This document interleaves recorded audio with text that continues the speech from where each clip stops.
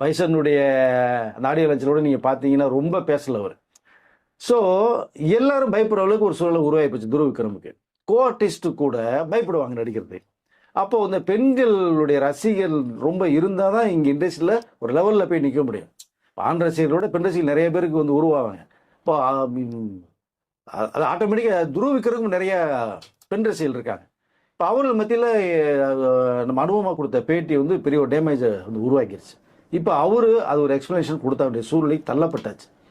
இவங்க பேர் சொல்லலை. பேர் சொல்லாமல் சொன்னோம்னா அது என்ன சொல்லுங்க, அப்போ குதிரைக்குள்ள அது மாதிரி நான் தானே அது மாதிரி பெருமைன்ட்டு அவர் ஆஃபில் இருக்காங்க. அவங்க இருக்கிறதா சொல்கிறாங்க. அது வந்து வதந்தி எப்படி போகுது அப்படின்னா, நீங்கள் பேர் சொல்லாமல் போகும்போது இது வரதான் செய்யும். இப்போ மொட்டை கடிதாசும்பாங்க. அப்போ நீங்கள் எல்லாம் எழுதிடுவாங்க ஒரு பற்றி, கீழே கையெழுத்து பேர் போட மாட்டாங்க, ஊர் பேர் போட மாட்டாங்க. அப்போ மொட்டை கடிதாசுன்னா யார் என்ன தெரியணும்ல. அப்போ அதுதான் அவங்க சொல்கிறாங்க. நீங்கள் சொல்கிறது பூரா நீங்கள் யாரையும் சொல்லணும்னா நீங்கள் பேரை சொல்லி பர்டிகுலராக இவர் தான் கை காமிச்சிடணும். நீங்கள் சொல்லாமல் ஒரு விஷயத்த சொல்லி போகும்போது அது வந்து வதந்தி தான் போதும். அப்போ நீங்கள் வேணும்னே ஒரு ஃபேக் நியூஸே ஒரு ரூமுறையே கிளப்புறீங்க மாதிரி தான் அனுபவம் மேலே வந்து போகும்.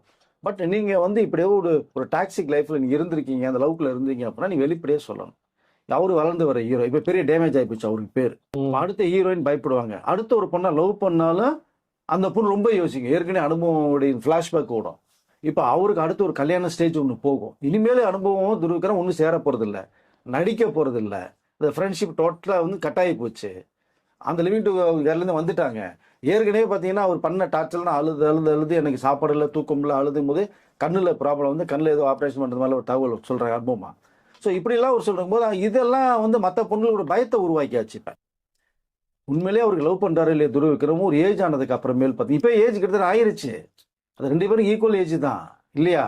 அப்படி இருக்கும்போது அவர் பொண்ணை பார்த்து கல்யாணம் பண்ணி வச்சாங்கன்னா அந்த பொண்ணு கண்டிப்பாக ஒரு பொண்ணு பயப்படுவாங்க. இப்போ துருவ விக்ரமுடைய லைஃப் கேரியரே பார்த்தீங்கன்னா போட்டு அடித்து உலையில் அடித்து இந்த சுக்ரன் தூக்கி போட்டாங்க அனுபவமாக.